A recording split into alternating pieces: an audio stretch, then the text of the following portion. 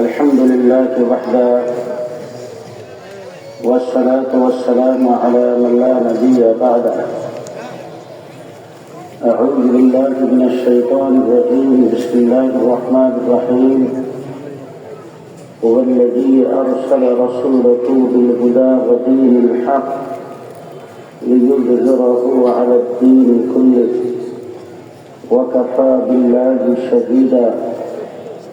وقال تعالى: وقل جاء الحق وزهق الباطل إن الباطل كان زهوقا. وقال تعالى: يرفع الله الذين آمنوا منكم والذين أوتوا العلم درجات. صدق الله العظيم. وقال رسول الله صلى الله عليه وسلم: من يرد الله به خيرا يفقهه في الدين أو كما قال عليه الصلاة والسلام. বুজুর্গান মুহতারাম, হযরত উলামায়ে কেরাম, সমবেত বিরাদরান ইসলাম, আমি উত্তরা থেকে আপনাদের এখানে আসতে 4 ঘন্টা 20 মিনিট সময় লাগবে। মাশাআল্লাহ। মাগরিবের পরে আপনাদের বয়ান করার কথা। মাহফিল 5টা, এই একটা এখনো শেষ হয়নি। সময় হাতে খুব কম। সংক্ষিপ্ত সময়ের ভিতরে 2-4টি কথা আপনাদের সামনে বলবো। নিশ্চয়ই আজকের এই মাহফিলে দেশের শীর্ষস্থানীয় উলামায়ে কেরাম আপনাদের সামনে কোরআন এবং হাদিসের আলোকে অত্যন্ত মূল্যবান আলোচনা করেছেন। আমি খুব সংক্ষেপে একটা বিষয় আপনাদের সামনে আলোচনা করতে চাই। ওয়াজ নসিহত আপনারা অনেক শুনেছেন, সামনে আরো শুনবেন। সংগঠনের নাম ইসলামী কাফেলা, মাদ্রাসার নাম মেরাজনগর মাদ্রাসা। এই মাদ্রাসা এবং এই সংগঠনটাকে সামনে রেখে আপনাদেরকে অতীত একটা ইতিহাসের জানান দিতে চাই। আমরা ভারতবর্ষের লোক। ভারত, পাকিস্তান, বাংলাদেশ, এই পুরাটা মিলে হলো ভারতবর্ষ, উপমহাদেশ। এই দেশটা 800 বছর পর্যন্ত মুসলমান শাসন করেছে। আমি আপনাদের সামনে কথা বলতেছি, আপনারা সবাই জিন্দা আছেন তো? মুর্দা নাই তো? না, আপনারা জিন্দা আছেন যেটা আমার একটু জানাই, আমরা জিন্দা আছি এখন আছে। দেশটা 800 বছর পর্যন্ত কে শাসন করেছেন? মুসলমান শাসন করেছেন। ভারতবর্ষের শাসন ক্ষমতায় এমন লোক প্রতিবাহিত হয়েছে। খাজা কুতুবউদ্দিন কাকি রহমতুল্লাহ আলাইহি ইন্তেকাল করেছেন। উনি ইন্তেকালের আগে খাদেমের কাছে ওসিয়ত করেছেন, আমি ইন্তেকালের পরে আমার জানাজা পড়াবে 4টা শর্ত যার মধ্যে পাওয়া যায়। যার ভিতরে 4টা গুণ থাকবে তিনি আমার জানাজা পড়াবে।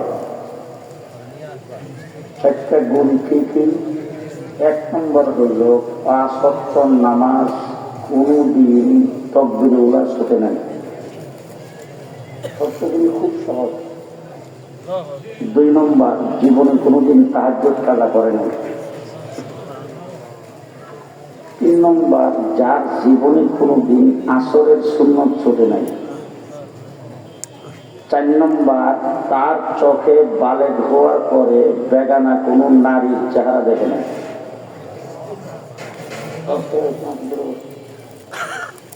শর্ত খুব সহজ তো, ঘুমাইছে সব। সহজ না কঠিন? লাশ প্রস্তুত করার পরে জানাজার মাঠে নিয়ে রাখা হবে। লক্ষ লক্ষ মানুষ জানাজায় অংশগ্রহণ করেছেন। তার মধ্যে মুফাসসির, মুহাদ্দিস, মুফতির অভাব নাই। তাহাজ্জুদ গুজার, আবেদ, ওলিয়া উলিয়ারও অভাব নাই। লাশটা রেখে খাদেম 4টা শর্ত সকলের সামনে ঘোষণা করেছেন। এই 4 সত্য যার ভিতরে পাওয়া যায়, হুজুর ইন্তেকালের আগে বলছেন সেই ব্যক্তি যেন তার জানাজা পড়ায়। মুহাদ্দিস, মুফাসসির, মুফতি সব মাথা নিচের দিকে, কেউ কথা বলে না। ইমামতির জায়গা খালি, একজন লোক সাইডের থেকে মাথা নিচের দিকে দিয়ে চোখের পানি সারতে সারতে সামনের দিকে আসতেছে।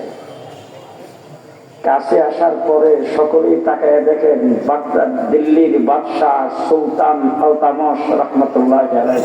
সুবহানাল্লাহ। তিনি লাশের সামনে যায় বলছেন, কাঁদতে কাঁদতে বলেছেন, এই বুড়া ইন্তেকালের সময় আমাকে প্রকাশ করে দিয়ে গেল। আমি আপনাদের রাষ্ট্র পরিচালনা করি, কিন্তু আজ পর্যন্ত কোনোদিন 5 ওয়াক্ত নামাজের তাকবীরে উলামার শোনে নাই। সুবহানাল্লাহ। আমার জীবনে কোনোদিন আমি আসরের সুন্নত কাজা করি নাই, তাহাজ্জুদ কোনোদিন আমার ছুটে নাই। আমি বালেগ হওয়ার পরে আমার 2 চোখে কোনোদিন কোনো বেগানা নারীর চেহারা দেখি নাই। এই ভারতবর্ষ 800 বছর পর্যন্ত মুসলমান শাসন করেছে। হযরত বাদশাহ আলমগীর রহমতুল্লাহ আলাইহি, যিনি ফতোয়ায়ে আলমগীর লিখেছেন, এত বড় রাষ্ট্র পরিচালনা করার পরে নিজ হাতে টুপি বানায়া বাজারে বিক্রি করে সংসার চালাইতেন। এত বড় বাদশাহ ভারতবর্ষ শাসন করেছেন কয় বছর? যে 800 বছর ভারতবর্ষ মুসলমান শাসন করেছে। 800 বছর যদি মুসলমানদের ভিতরে হিন্দুদের বিরুদ্ধে কোনো বিদ্বেষ ভাব থাকত, আজকে ভারতবর্ষের কোথাও তুলা রাশি দিয়া বাড়ি সালাম দিয়ে একজন হিন্দু পাওয়া যেত না। মুসলমান 800 বছর পর্যন্ত মুসলমান শাসন করার পরে হিন্দু এই দেশে জমিদারি করেছেন, বড় বড় জমিদার হয়েছে, বড় বড় অফিসার হয়েছে। আমরা সাম্প্রদায়িক সম্প্রীতি কায়েম করেছি। আজকে ভারতবর্ষে মুসলমানদের উপরে যেইভাবে নির্যাতন হচ্ছে, ইন্ডিয়াতে যেইভাবে মুসলমানদের উপর নির্যাতন হয়, যদি আমরা তার পাল্টা দিতাম, আমার আদালত পাড়া একজন আইনজীবীকে যখন জবাই করেছেন, 1 ঘন্টার ভিতরে বাংলাদেশে একজন হিন্দু থাকতে পারত না। 800 বছর মুসলমান ভারতবর্ষ শাসন করার পরে এই দেশের ক্ষমতা দখল করেছে ইংরেজ। ইংরেজ ঠিক পৃথিবীর আরেকটা দেশ, সেই দেশটার নাম হলো ইসলামের ইতিহাসে আন্দলুস। বর্তমান পৃথিবীর মানচিত্রে সেই দেশটার নাম স্পেন। স্পেন 800 বছর মুসলমান শাসন করেছে। 800 বছর স্পেন মুসলমান শাসন করার পরে স্পেনের ক্ষমতা ইংরেজ দখল করেছে। কথা কি আপনাদের মনে থাকবে? ভারতবর্ষ 800 বছর মুসলমান শাসন করার পরে ক্ষমতা দখল করলো কে? ইংরেজ। স্পেন 800 বছর মুসলমান শাসন করার পরে ক্ষমতা দখল করেছেন কে? ইংরেজ। একই ক্ষমতাধর, একই শক্তি, একই অস্ত্রের মালিক, একই রাজত্বের মালিক, একই ক্ষমতার মালিক। ইংরেজ স্পেন দখল করেছেন, আমাদের দেশে দখল করেছেন। এবার স্পেনের দিকে তাকান, স্পেনের ইতিহাস করেন। স্পেনের ইতিহাস সাক্ষ্য দিয়েছে আল্লামা তকি উসমানী দামাত বারাকাতুহুম সর্বপ্রথম স্পেন সফর করে তিনি একটি ছোট্ট কিতাব লিখেছেন, আন্দলুস চান্দেরুস। সেই কিতাবটা বাংলাও হয়েছে। তিনি সেই জায়গায় ইতিহাস রচনা করেছেন এবং আমি বারবার স্পেনে গিয়েছি। স্পেনের অলি গলি ঘুরে ঘুরে দেখেছি মুসলমানদের বিশাল বড় বড় মসজিদ ছিল, বিশাল বড় মাদ্রাসা ছিল, বিশাল বড় বড় লাইব্রেরি ছিল। মুসলমান 800 বছর পর্যন্ত সেখানে শাসন করা অবস্থায় হাতে যে ঘড়ি, এই ঘড়ি মুসলমান আবিষ্কার করেছে। টেপের পানি ব্যবহার করে সেটা মুসলমান সর্বপ্রথম আবিষ্কার করেছে। আজকে পৃথিবীতে আধুনিক যত জিনিস সব মুসলমান আবিষ্কার করেছে। আমার বাংলাদেশে স্কুল কলেজে পড়ুয়া, কলেজ ইউনিভার্সিটিতে পড়ে আজকে উচ্চ বয়সের যুবক যুবতীরা যারা ইউরোপিয়ান সংস্কৃতি গ্রহণ করার জন্য পাগল, ইউরোপিয়ান কৃষ্টি কালচার গ্রহণ করার জন্য পাগল। ইতিহাস তাদেরকে বলে দেওয়া হয়েছে, ইতিহাস সাক্ষ্য দিয়েছে ইউরোপের মানুষের মধ্যে কোনো রাস্তাঘাট ছিল না। তারা আরা জঙ্গলের মধ্যে থাকতো, তারা মাটির গর্তের ভিতরে থাকতো, পাক করা জানতো না, মাছ ধরা যন্ত্রণা, পথ পাতা, লতা পাতা, পোকা মাকড়, কাঁচা জিনিসপত্র খাইতো, তারা কাপড় পরত না, উলঙ্গ থাকতো, কোন শিক্ষা ছিল না, দীক্ষা ছিল না, কোন কৃষ্টি কালচার তাদের ছিল না। স্পেন মুসলমান দখল করে ইউরোপিয়ানদেরকে খ্রিস্টিয়ান কালচার শিখাইছেন। 800 বছর পর্যন্ত স্পেন মুসলমান শাসন করার পরে যখন স্পেনের ক্ষমতা যখন ইংরেজ দখল করেছে, ইতিহাস সাক্ষ্য স্পেনের জমিনে একটা মসজিদ রাখা হয় নাই, স্পেনের জমিনে কোথাও আজান হয় না, স্পেনের জমিনে এক কপি কোরআন শরীফ নাই, স্পেনের জমিনে কোনো মসজিদ মাদ্রাসা নাই, স্পেনের জমিনে বিশাল বড় বড় লাইব্রেরি ছিল। ইতিহাস সাক্ষ্য দিয়েছে ইংরেজ স্পেনের ক্ষমতা দখল করার পরে আলাদা মন্ত্রণালয় কায়েম করে 55 বছরে মুসলমানদের সমস্ত লাইব্রেরির কিতাবাদি, তাফসীর, ফিকহ, হাদিস সবগুলোকে আগুন দিয়া জ্বালায়া পানিতে ফেলায়া সব শেষ করে দিয়েছেন। ইতিহাস সাক্ষ্য, আমি বারবার গিয়েছি জামে কুতুবা, জায়গার নাম হলো কুতুবা। আল্লামা কুতুবী রাহমাতুল্লাহ আলাইহি যেখানে জন্মগ্রহণ করেছেন, যেই জায়গায় বসে তাফসীরে কুতুবী লিখেছেন, আমি সেই জায়গাটা দেখেছি। বিশাল বড় মাদ্রাসা ছিল, বিশাল বড় মসজিদ, আমার বাইতুল মুকাররমের কয়েকটার সমান হবে। মসজিদটার চতুর্দিকে এখনো আরবি অক্ষরে লেখা লা গালিবা ইল্লাল্লাহ। মসজিদের মেহরাব আজকের থেকে প্রায় 700 বছর আগে কত সুন্দর সেখানে শিল্পীরা অঙ্কন করেছেন, সেই মসজিদটা বর্তমানে মূর্তি দিয়ে সাজানো আছে। নাউজুবিল্লাহ। গোটা মসজিদের ভিতরে মূর্তি। আমি সেখানে মসজিদের ভিতরে দিয়েছি আর চোখের পানি ছেড়েছি। মসজিদটাকে মূর্তি দিয়ে সাজায়া মিউজিয়াম বানানো হয়েছে। 15 ইউরো টিকিট প্রত্যেকের জন্য লাগে সেখানে ঢুকতে। মুসলমানদের মসজিদটাকে দেখায়া আজকে স্পেন সরকার লক্ষ লক্ষ ইউরো রাজস্ব আদায় করতেছে। কুতুবী রাহমাতুল্লাহ আলাইহি যেখানে জন্মগ্রহণ করেছেন, সেই জায়গার নাম হলো কুতুবা। বর্তমানে ইংরেজরা সেই জায়গাটার নাম বিগড়ে রেখেছেন কর্ডোবা। সেই কর্ডোবার জামে মসজিদ, মসজিদের সামনেই বিশাল বড় সাগর। ওই সাগরের মধ্যে 8 লেনের রাস্তা বানিয়েছেন শুধু মুসলমানদের কিতাবাদি গিয়া, কিতাবাদিগিরি নদীতে ফেলে 8 লেনের রাস্তা বানিয়েছেন। মুসলমানদেরকে সেখানে শেষ করেছেন।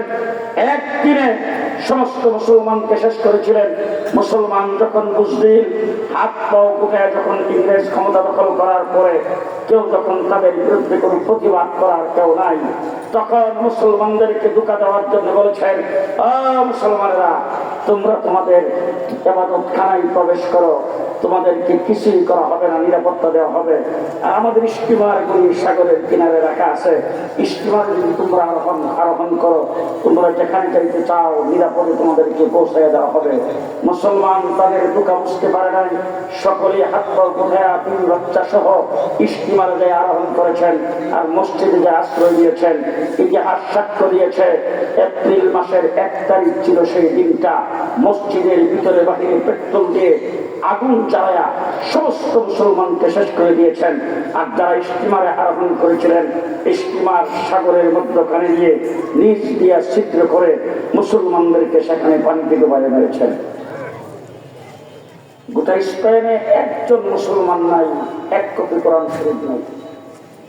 গোয়েন্দারা সবসময় ঘোরাফেরা করত, যদি কোথাও শুনতো মহল্লায় বাড়িতে 1 কপি কোরআন শরীফ আছে, ওই বাড়ির লোকজনকে আগে হত্যা করা হতো, তারপরে কোরআন শরীফ তালাশ করা হতো। এইভাবে স্পেন থেকে সমস্ত মসজিদ বিদায় করেছেন, কোরআন বিদায় করেছেন, আলেম বিদায় করেছেন, মুসলমান বিদায় করেছেন। একজন টুপিদারিওয়ালা লোক স্পেনে খুঁজে পাওয়া যায় নাই। স্পেন থেকে মুসলমান বিদায়। এবার জিজ্ঞেস করতে চাই আমার ভাইরা, যেই ক্ষমতাধর ইংরেজ স্পেন থেকে ইসলাম আর মুসলমানকে বিদায় করেছে, তারাই আমাদের এই ভারতবর্ষ দখল করেছে। ভারতবর্ষ দখল করার পরে 250 বছর নির্যাতনের স্টিম রোলার চালিয়েছেন। 250 বছর এইখানে তাদের ক্ষমতা পাকাপোক্ত করার জন্য চেষ্টা করেছেন। 250 বছর মাদ্রাসা মসজিদকে বোর্ডে দাব দিয়ে ভেঙে দিয়েছেন। মাদ্রাসা মসজিদকে ঘোড়া রাস্তা বল বানিয়েছেন।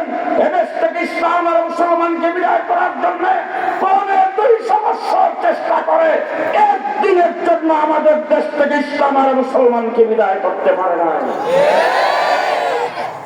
এইটুক পার্থক্য যদি আপনাদের বুঝে আসে তাইলে শাপলা চত্বরের আন্দোলন বুঝে আসবে। এইটুক পার্থক্যটা যদি বুঝে আসে ইসলামী কাফেলা বুঝে আসবে। এইটুক পার্থক্য যদি বুঝে আসে নারাজনগর মাদ্রাসা বুঝে আসবে। এইটুক পার্থক্য যদি বুঝে আসে ওলামায়ে কেরামের আন্দোলনের সংগ্রাম বুঝে আসবে। স্পেনে পারল একই ইংরেজ, আমার দেশে কেন পারল না? তার কারণটা কি? এখানে পার্থক্যটা কি? স্পেন থেকে সমস্ত মুসলমানকে বিদায় করে দিয়েছেন, কোরআনকে বিদায় করে দিয়েছেন। একই ইংরেজ আমাদের দেশ দখল করার পরে এখান থেকে একদিনের জন্য আজানকে বিদায় করতে পারে নাই, একদিনের জন্য টুপিদারিকে বিদায় করতে পারে নাই, একদিনের জন্য নামাজকে বিদায় করতে পারে নাই, একদিনের জন্য হাফেজকে বিদায় করতে পারে নাই, একদিনের জন্য ইসলামের আওয়াজকে বিদায় করতে পারে নাই। তার কারণটা কি? কারণ এক নম্বর হলো স্পেনে বুক টান করে দাঁড়াইবার মতো কোনো মুক্তি ছিল না। স্পেনে ইংরেজের মোকাবেলায় দাঁড়াইবার মতো, কথা বলার মতো কোনো মুক্তি ছিল না। আলেম ওলামায়ে কেরাম দিনদার ব্যক্তি যারা ছিল তারা সবাই বুঝতেন, সবাই হাত পাও উঠায়া নিজের জান বাঁচাইবার চেষ্টা করেছেন। আমার এই ভারতবর্ষ যখন ইংরেজ দখল করেছে, ইংরেজ যখন তাদের ক্ষমতা পাকামুক্ত করেছেন, এই দেশের লিডারের অভাব ছিল না, নেতার অভাব ছিল না, রাজনৈতিক দলের অভাব ছিল না, সভাপতি সেক্রেটারির অভাব ছিল না।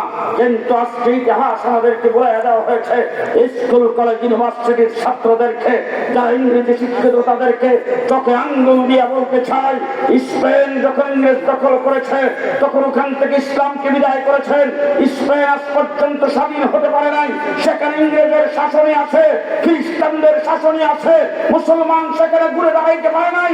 কিন্তু আমার দেশ পরে 200 বছর পর্যন্ত ইংরেজ এই দেশে শাসন ক্ষমতা চালাইবার পরে তারপরে লাঠি ডান্ডার বাড়ি খেয়ে এই দেশ থেকে বিতাড়িত হইতে হয়েছে। তার কারণ হলো কোন নেতা ইংরেজের বিরুদ্ধে কোনো কথা বলতে পারে নাই। যদি সর্বপ্রথম ইংরেজের বিরুদ্ধে হুঙ্কার কেউ দিয়ে থাকে, একজন আলেম দিয়েছেন, তার নাম শাহ আব্দুল আজিজ মুহাদ্দিস রাহমাতুল্লাহ। শাহ আব্দুল আজিজ আব্দুল আজিজ মুহাদ্দিস রাহমাতুল্লাহ আলাইহি 1802 খ্রিস্টাব্দে দিল্লির জামে মসজিদের মিম্বরে খুতবা দিতে গিয়ে দাঁড়ায় পরিষ্কার ভাষায় আওয়াজ দিয়ে বলেছেন, এই ভারতবর্ষের মুসলমানরা, তোমরা পরাধীন হয়ে গেছো, সূত্র কবলিত দারুল হারব হয়ে গেছে ভারত। এই ভারতকে ইংরেজ থেকে স্বাধীন করার জন্য প্রত্যেকটা মুসলমানের ইংরেজের বিরুদ্ধে যুদ্ধ করা ফরজ। আব্দুল আজিজ মুহাদ্দিস রাহমাতুল্লাহ আলাইহি ফতোয়ার পরে 200 বছর ইংরেজের বিরুদ্ধে লড়াই আমরা করেছি। আজকে 9 মাস যুদ্ধ করে মুক্তিযুদ্ধ হয়ে গেছে। 200 বছর লড়াই ইংরেজের বিরুদ্ধে আমরা করেছি। বালাকোটের ময়দানে সৈয়দ আহমদ বেরলভী রাহমাতুল্লাহ আলাইহি 1831 খ্রিস্টাব্দের 5ই মে দিবাগত রাত্রে বালাকোটের ময়দানে সৈয়দ আহমদ বেরলভী তার শাগির্দ ইসমাইল শহীদ রাহমাতুল্লাহ আলাইহি শাহাদাত বরণ করেছেন। ইতিহাস ভালো করে মিলিয়ে নিলেন। 1831 খ্রিস্টাব্দের 5ই মে দিবাগত রাত্রে বালাকোটের ময়দানে ইংরেজের বিরুদ্ধে, শিখদের বিরুদ্ধে যুদ্ধ করে সৈয়দ আহমদ বেরলভী রাহমাতুল্লাহ আলাইহি, শাহ ইসমাইল শহীদ রাহমাতুল্লাহ আলাইহি শাহাদাত বরণ করেছেন।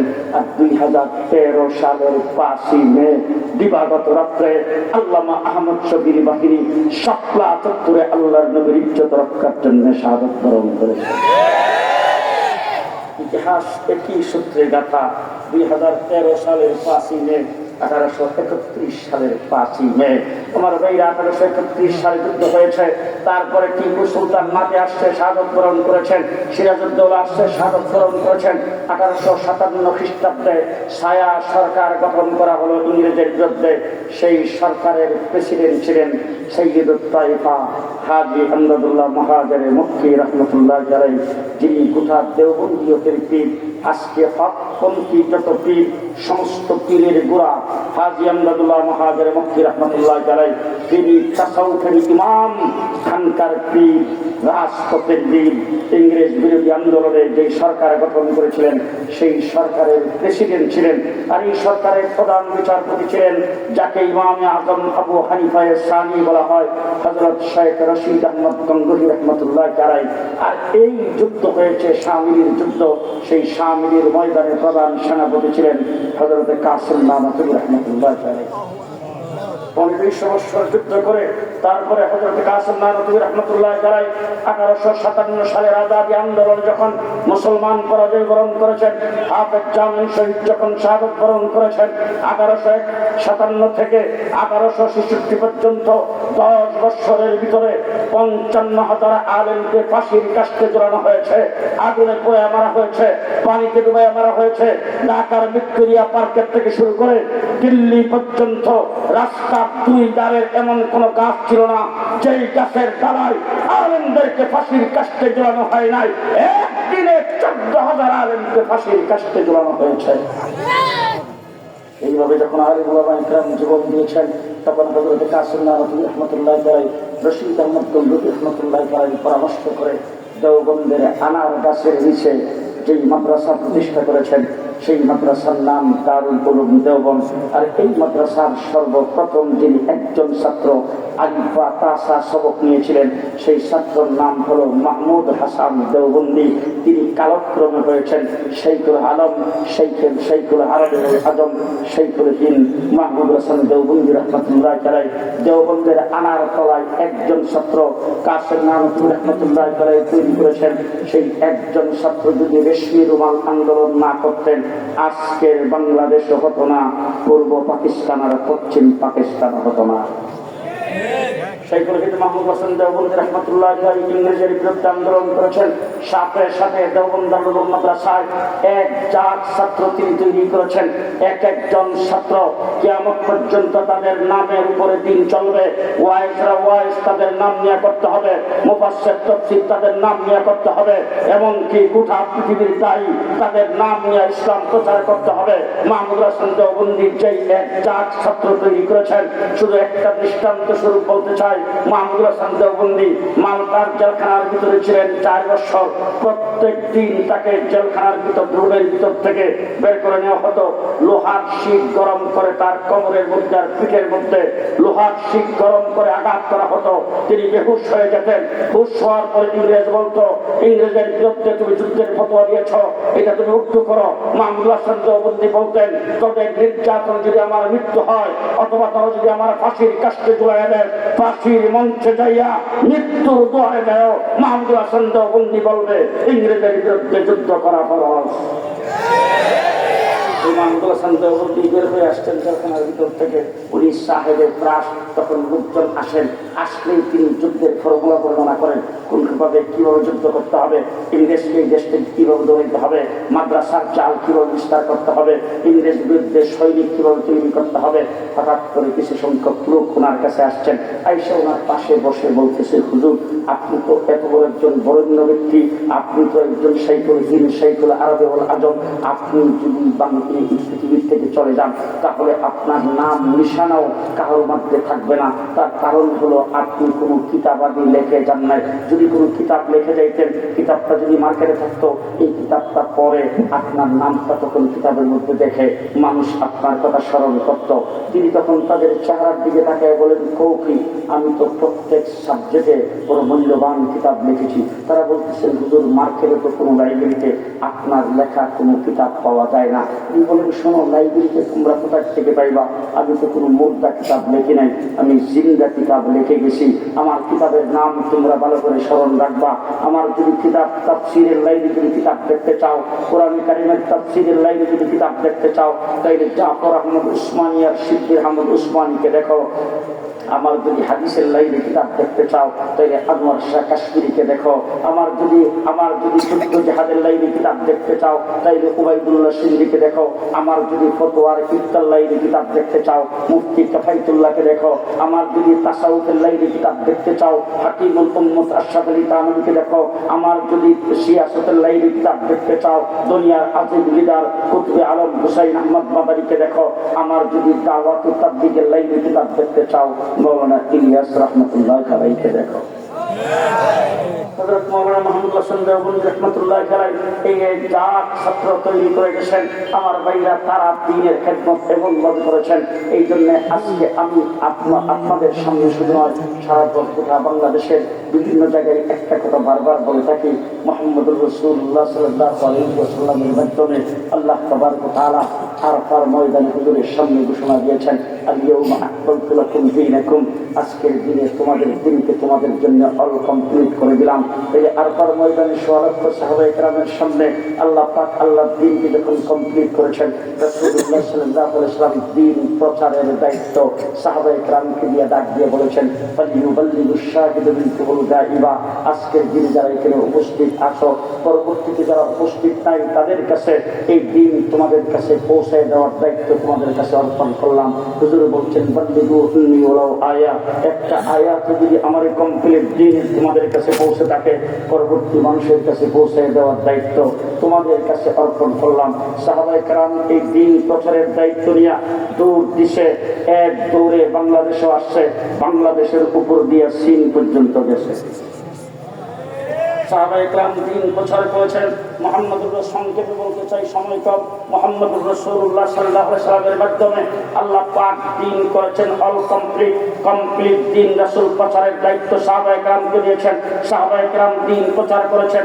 আল্লাহ রাব্বুল আলামিন দেখেন দিন তো কুরআন এবং হাদিসের মধ্যে সীমাবদ্ধ, সেখান থেকে মাসলা মাসাইলগুলি বের করে লিপিবদ্ধ হওয়া দরকার। কিয়ামত পর্যন্ত উম্মত যাতে দ্বীনের উপরে অটল অবিচল থাকতে পারে, দ্বীনের ভিতরে যাতে কেউ কোনো কিছু ঢোকাইতে না পারে, দ্বীন থেকে যাতে কেউ কাটছাট করে কিছু বের করতে না পারে, ফিতনা ফাসাদ থেকে যখন দ্বীন মুক্ত থাকে, আল্লাহ তাবারক ওয়া তাআলা সাহাবায়ে কেরামের জামানায় একজন ব্যক্তিকে জন্ম দিয়েছেন, তিনি হলেন তাবী ইমামে আযম আবু হানিফা রাহমাতুল্লাহি আলাইহি। তার মাধ্যমে কোরআন এবং হাদিস থেকে মাসলা মাসাইলগুলি বের করে উম্মতের জন্য আল্লাহ পাক লিপিবদ্ধ করেছেন। এই জন্য ইমামে আযম আবু হানিফা এই উম্মতের জন্য 13 লক্ষ মাসালা লিপিবদ্ধ করেছেন। জানি না আমি আপনাদের বলতে পারতেছি না, আমিও খুব অসুস্থ অবস্থায় কথা বলছি। দিন কমপ্লিট হয়েছে মুহাম্মাদুর রাসূলুল্লাহ সাল্লাল্লাহু আলাইহি ওয়াসাল্লামের মাধ্যমে, দিন প্রচার হয়েছে সাহাবায়ে কেরামের মাধ্যমে। বলেন, দিন প্রচার হয়েছে সাহাবায়ে কেরামের মাধ্যমে, দিন লিখিত হয়েছে ইমাম আযম আবু হানিফা রাহমাতুল্লাহি আলাইহির মাধ্যমে। এখন কমপ্লিট দিন প্রচারিত করেছেন সাহাবায়ে কেরাম, লিপিবদ্ধ করেছেন ইমাম আযম আবু হানিফা। কিয়ামত পর্যন্ত এই দিন আল্লাহ নবী যেইভাবে রেখে গেছেন সেইভাবেই থাকবে, তার মধ্যে কোনো বাড়ানো কমানো চলবে না। ফজরের নামাজ আমার নবী পড়তেন 16 রাকাত, এখন কমাইতে আমাদের বেলায় 60 রাকাত। জি, ওজুর ফরজ রাসূলের যুগে ছিল 41টা, এখন রয়েছে 60টা। কথা আসতে কম। গোসলের ফরজ ছিল 32টা, এখন আছে 3টা। জি, রাসূলের যুগে গোসলের ফরজ ছিল কয়টা? 3টা। এখন আছে কয়টা? 3টা। তায়াম্মুমের ফরজ ছিল কয়টা? এখন আছে কয়টা? 3টা। আল্লাহর নবী আজকের থেকে 1450 বছর আগে দিন যেমন রেখে গেছেন তেমনই আছে। এখন এই কমপ্লিট দিন যাতে কেউ বাড়াইতেও না পারে, কমাইতেও না পারে, সেই দিনের পাহারাদারি করা লাগবে। আল্লাহ পাক পাহারাদার যুগে যুগে প্রেরণ করেছেন। ইমামে আযম আবু হানিফা রাহমাতুল্লাহি আলাইহি দিনের পাহারাদার, জেলখানায় তার মৃত্যু হয়েছে। ইমাম বুখারী রাহমাতুল্লাহি আলাইহি দিনের পাহারাদার, বুখারাত থেকে তাকে মৃত্যুর আগে বের করে দেওয়া হয়েছে।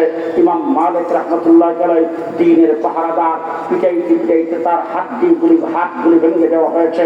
ইমাম আহমদ ইবনে হাম্বল দিনের পাহারাদার, তাকে প্রত্যেক দিন 80টা করে দুর্রা মারা হতো। এইভাবে আস্তে আস্তে শাহ ওলিউল্লাহ মুহাদ্দিস দেহলভী রাহমাতুল্লাহি আলাইহি দিনের পাহারাদারি করতে যাইয়া তার আঙ্গুল কেটে দিয়েছেন। তার সুযোগ্য সন্তান শাহ আব্দুল আজিজ মুহাদ্দিস দেহলভী রাহমাতুল্লাহি আলাইহি দিনের পাহারাদারি করতে যাইয়া ইংরেজের বিরুদ্ধে যুদ্ধের ফতোয়া দিয়েছেন। তার শাগরিদ দিনের পাহারাদারি করেছেন শাইখ ইসহাক, তার শাগরিদ দিনের পাহারাদারি করেছেন শাইখ আব্দুল গনি, তার শাগরিদ দিনের পাহারাদারি করেছেন হুজ্জাতুল ইসলাম হযরত কাসিম নানভী রাহমাতুল্লাহি আলাইহি। শামের যুদ্ধের সেনাপতি ছিলেন রশিদ আহমদ গঙ্গোহী, যুদ্ধের ময়দানে যুদ্ধ করেছেন। কারা কারাগারে নিপতিত ছিলেন, তারা দিনের পাহারাদারি করেছেন। দিনের পাহারাদারি করার জন্য, মানুষ তৈরি করার জন্য, সৈনিক তৈরি করার জন্য, দিনের পাহারাদার তৈরি করার জন্য দেওবন্দের আনার গাছের নিচে মাদ্রাসা প্রতিষ্ঠা করেছেন। সেই মাদ্রাসা থেকে গোটা পৃথিবীতে আজকে দিনের শহীদ দিন, শহীদ সুন্নতের তালিম ছড়ায়া পড়েছেন। আজকে আমি ওলামায়ে কেরামকে সাক্ষী রেখে বলতে চাই, বর্তমান শুধু বাংলাদেশে নয়, ভারতবর্ষে নয়, পাকিস্তানে নয়, গোটা পৃথিবীর আসমানের নিচে, জমিনের উপরে বর্তমান দিন ইসলামের পাহারাদার হিসাবে আল্লাহ পাক উলামায়ে কেরামকে দায়িত্ব দিয়েছেন। আল্লাহু আকবার। সামনে শেষ কথা, আপনাদের সামনে ইংরেজ থেকে এই দেশকে পাহারাদারি করে আমরা দেশকে মুক্ত করেছি। সর্বপ্রথম দেশটা দ্বিজাতিত্বের ভিত্তিতে স্বাধীন হয়েছে। একটার নাম পাকিস্তান, আরেকটার নাম হিন্দুস্তান। আজকে শিক্ষিত সমাজের সামনে বলতে চাই, আমরা তখন হিন্দুস্তানের অংশে গেলাম না, আমরা পাকিস্তানের অংশে ছিলাম। ঠিক না ঠিক? এবার জিজ্ঞেস করতে চাই, আমাদের মতো বাংলা ভাষায় কথা বলে কলিকাতা, তারাও বাঙালি, আমরাও বাঙালি। আমার মতো বাংলা ভাষায় কথা বলে ত্রিপুরা, তারাও বাঙালি, আমরাও বাঙালি। আমার মতো বাংলা ভাষায় কথা বলে আসাম, তারাও বাঙালি, আমরাও বাঙালি। তাইলে আসাম, ত্রিপুরা, আমার কলিকাতা, তারা কিন্তু হিন্দুস্তানের অংশ, আর আমরা মধ্যকাঙ্গিয়া পাকিস্তানের অংশ। এবার আমি আপনাদের জিজ্ঞেস করতে চাই, তারা হিন্দুস্তানের অংশ কেন হলো, আমরা পাকিস্তানের অংশ কেন হলাম? ধর্মের ভিত্তিতে।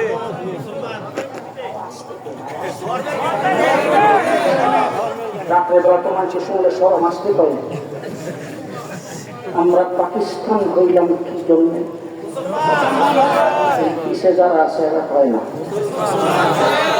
আমরা হিন্দুস্তানের অংশ না হয়ে পাকিস্তানের অংশ হলাম কি কারণে?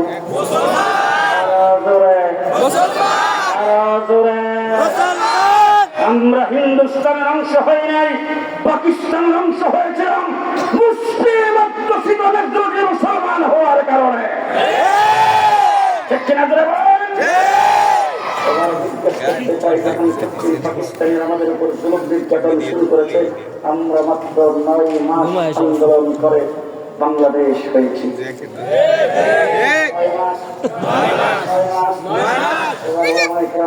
আপনারাও জানবেন, কাশ্মীর স্বাধীনতা আন্দোলন করে কয়েকদিন 70 বছর। কয় বছর? 70 বছর। আসাম স্বাধীনতা আন্দোলন করে 40 বছর, ত্রিপুরা স্বাধীনতা আন্দোলন করে 40 বছর। স্বাধীন হইতে পারছে না, আরো জোরে পারছে। এবার জিজ্ঞেস করতে চাই, আমরা যদি হিন্দুস্তানের অংশ হতাম, আমরা স্বাধীনতা অর্জন করতে পারতাম না। মুসলমান হিসাবে 9 মাসে স্বাধীন হয়েছে। স্বাধীনতার মূলে মুসলমান হাসিনা কিন্তু এখনো মরে না, বলাইছে তাদের শুনে সাবধান। আমরা স্বাধীনতা অর্জন করেছি কিসের বিনিময়ে? মুসলমান। তাকে দেখবেন, কেউ যদি কথা না কল্পনা করবেন, হ্যাঁ এই দলের লোক। আমরা স্বাধীনতা অর্জন করেছি কিসের বিনিময়ে? আমরা স্বাধীনতা অর্জন করেছি কোন নামের কারণে? মুসলমান হওয়ার কারণে আমরা স্বাধীন। ঠিক না বেঠিক? দেশ স্বাধীন হয়েছে। আমাদের উলামায়ে কেরাম দেশের জন্য পাহারাদারি করেছেন, ইসলামের জন্য পাহারাদারি করেছেন। খুব ভালো করে মনে রাখবেন, যখন দেশ পূর্ব পাকিস্তান যখন ছিলাম, আইয়ুব খান ফ্যামিলি প্ল্যানিং আইন জারি করেছেন। আল্লামা শামসুল হক ফরিদপুরের নেতৃত্বে আমরা তার পাহারাদারি করেছি। দেশ যখন বাংলাদেশ হয়েছে, তখন রাষ্ট্রীয়ভাবে এই দেশ থেকে ইসলামকে যখন মুছে ফেলার গভীর ষড়যন্ত্র শুরু হয়েছে, হযরত হাফিজ হুজুরের নেতৃত্বে আমরা পাহারাদারি করেছি। তারপরে তসলিমা নাসরিন যখন ভোলার উড়িয়ে দেওয়ার কথা বলেছেন, কোরআনের বিরুদ্ধে কথা বলেছেন, বাইতুল মুকাররমের খতিব উবাইদুল হকের নেতৃত্বে আমরা পাহারাদারি করেছি। যখন শিকা চিরন্তন ধরে এদেশের মানুষকে মুশরিক বানাইতে চেয়েছে, শাইখুল হাদিসের নেতৃত্বে আমরা পাহারাদারি করেছি। যখন হাইকোর্ট থেকে 2 জন বিচারপতি ফতোয়ার বিরুদ্ধে রায় দিয়েছেন, মুফতি আমিনের নেতৃত্বে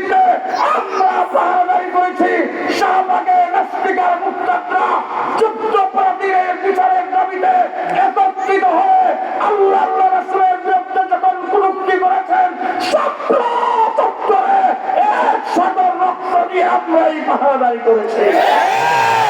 নারায়ণ তাকবীর!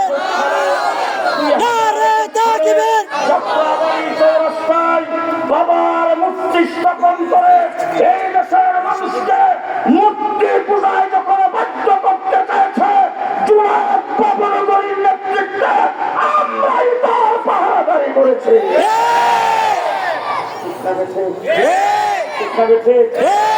আমরা একটা মূর্তির বিরোধিতা করেছিলাম। একটা কথাটা কি বলেছিলাম? কথাটা কি বলেছিলাম ভালো করে শুনেন।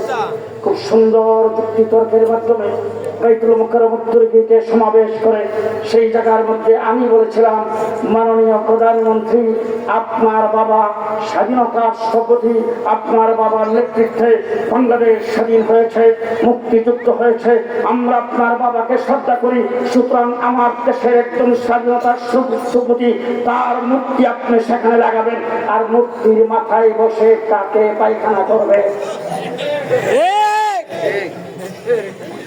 বাকি সেখানে পায়খানা করবে, এটা আমাদের দেখতে সহ্য হবে না, আমরা তার ইজ্জত এবং সম্মান রাখতে চাই। এই কথাটাই বলছিলাম।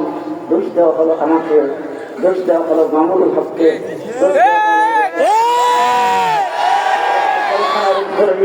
দেড় মাস আমাকে মানতে ভিতরে রাখলেন, আর দৈনিক 50 বার আমাকে গালি দিত, তুই রাজাকার, তুই রাজা, পাকিস্তানি রাজাকার, তোর সৈত্য গোষ্ঠীর রাজাকার, তোর হাফিজ জুজুর রাজাকার, তোর সাইকেল হাফিজ রাজাকার, তোর আহমদ শফি রাজাকার। এবার আমি জিজ্ঞেস করতে চাই, একদিনের জন্য তো পাকিস্তান কোনোদিন যাই নাই, একদিনের জন্য তো পাকিস্তানি কোনো শিল লাগাই নাই, পাকিস্তানকে ইচ্ছা করলে আমি যাইতে পারবো না। তার কারণ হলো আমার বাংলাদেশের বর্ডারের সাথে পাকিস্তানের কোনো বর্ডার নাই যে লাভ দিয়ে আমি পাকিস্তান চলে যাব। তবে আমাকে যে পাকিস্তানি বলে গালি দিয়েছ, পরিষ্কার ভাষায় বলছি, আমি এবং আমার বাপ দাদা কেউ পাকিস্তানি রাজাকার নয়। তোমাদেরকে জিজ্ঞেস করতে চাই, তোমরা এখন গেলা কই? নদীর তলে নদীর বলতে পালাবো না। এখন খবর সাহেব গেলেন কই? খবর নাই, আপনার মা জননী গেল কই? ভারত এবার যদি পরিষ্কার যদি বলতে চাই, জানি না আপনারা মানবেন কি মানবেন না, মানলেও বলবো, না মানলেও বলবো, তোমরা যারা আমাদেরকে পাকিস্তানি রাজাকার বলে গালি দিয়েছ, আমরা পাকিস্তানি রাজাকার নয়, আমরা হলাম সত্যিকারের দেশপ্রেমিক। তোমরা যারা আমাদেরকে গালি দিয়েছ, তোমরা সবাই ইন্ডিয়ান রাজাকার।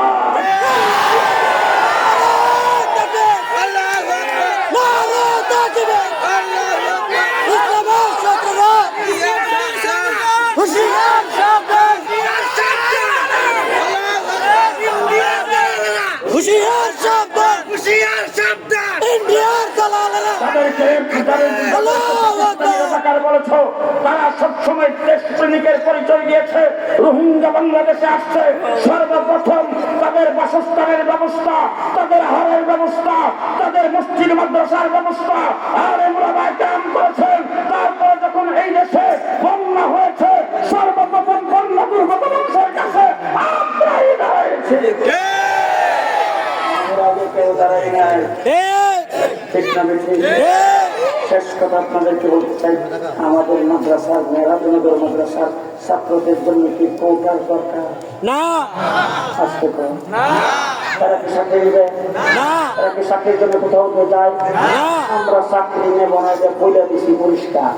আমাদের শেখ মুর্শিদ আল্লামা আহমদ শফিক তখনকার লেডি প্রধানমন্ত্রী যখন সমাজের স্বীকৃতি দিবার যখন মনস্থ করেছেন, তখন আমাদের আল্লামা আহমদ শফিকের কাছে যায় বলছেন, আমরা আপনাদের অফিস চাই না, ম্যান পাওয়ার চাই না, লোক চাই না, বরাদ্দ চাই না, বাজেট চাই না, টাকা চাই না, প্রকাশ পয়সা চাই না, কিচ্ছু চাই না, শুধুমাত্র আমাদের অধিকার চাই।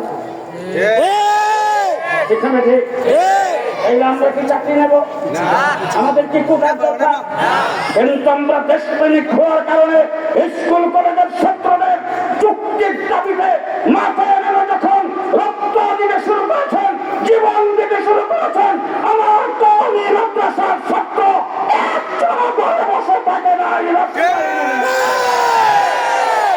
আমরাও 84 জন জীবন দিয়েছি, প্রমাণ হয়েছে আমরাই সত্যিকারের দেশপ্রেমিক, আমরাই সত্যিকারের দেশপ্রেমিক, ঠিক না ঠিক? এতদিন পর্যন্ত তোমরা আমাদেরকে ছাগলের 3 নম্বর বাচ্চা মনে করেছো, ঠিক। এখন থেকে আমরা ছাগলের 3 নম্বর বাচ্চা হিসেবে থাকতে চাই না।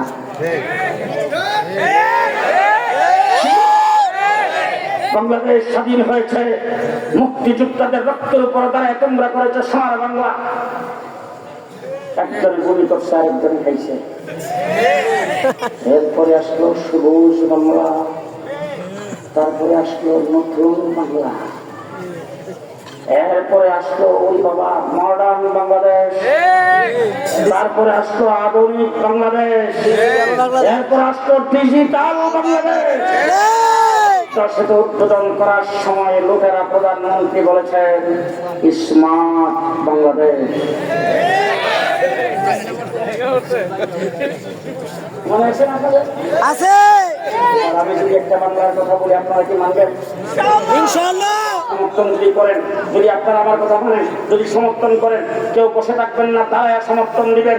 পরিষ্কার ভাষায় বলতে চাই, আধুনিক বাংলা, স্মার্ট বাংলা, ডিজিটাল বাংলা, সব বাংলা দেখা শেষ। এবার 15 আগস্টের আন্দোলনে স্বাধীন বাংলাদেশে এবার বাংলা থেকে দেখতে চাই ইসলাম বাংলাদেশ। হাত তুলে দেখো,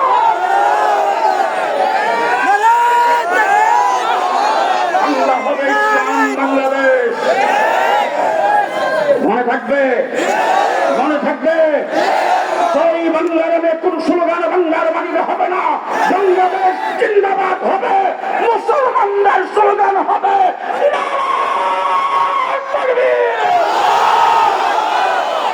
মুসলমানদের স্লোগান, রাজাকারের স্লোগান নয়, এটা পাকিস্তানিদের স্লোগান নয়, এটা সৌদি আরবের স্লোগান নয়, এটা বিশ্ব মুসলিমের স্লোগান। আগামী দিনে বাংলাদেশ হবে আল্লাহর উপর পূর্ণ আস্থা ও বিশ্বাস,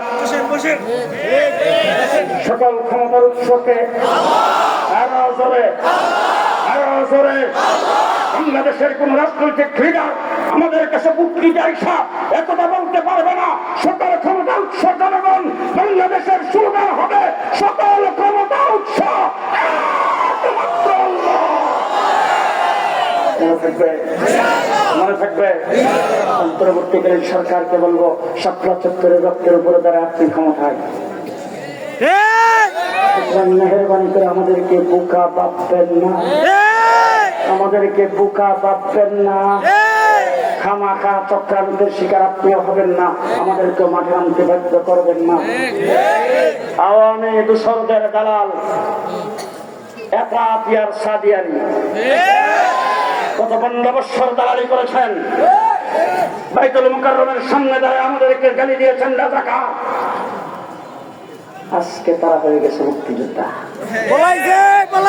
মুক্তিকালীন সরকারের কাছে এরা হইল আওয়ামী লীগের দালাল। যারা খাটলাম আমরা, রক্ত দিলাম আমরা, এরপর আবার দালাল হয়ে গেলাম। বসে পরিষ্কার ভাষায় বলতে চাই, আমরা দিন ইসলামের পাহারাদারি করতে যায় যদি সুর যদি ফাঁকি বান্ধায়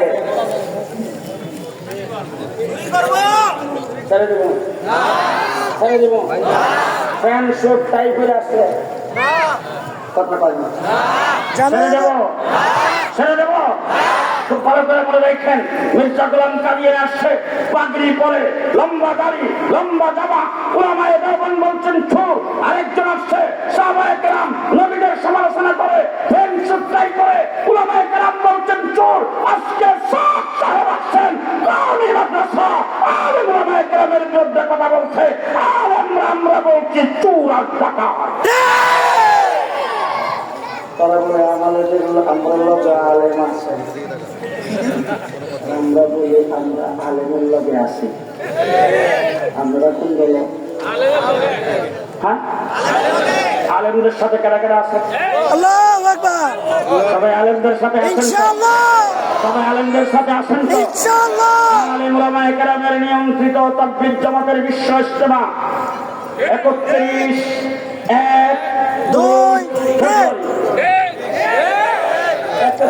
জানুয়ারি 1-2 ফেব্রুয়ারি টঙ্গীতে বিশ্ব ইজতেমা। ইনশাআল্লাহ কারা কারা যাইবেন না যাইবেন সবাই ইনশাআল্লাহ সবাই যাইবেন তো ইনশাআল্লাহ আজকের থেকে প্রচার করবেন তো ইনশাআল্লাহ আল্লাহ কবুল মঞ্জুর করুক সকলে বলেন আমিন ওয়া আখিরু দাওয়ানা আলহামদুলিল্লাহি রাব্বিল আলামিন আসসালামু আলাইকুম ওয়া রাহমাতুল্লাহি ওয়া বারাকাতুহু আসসালামু আলাইকুম।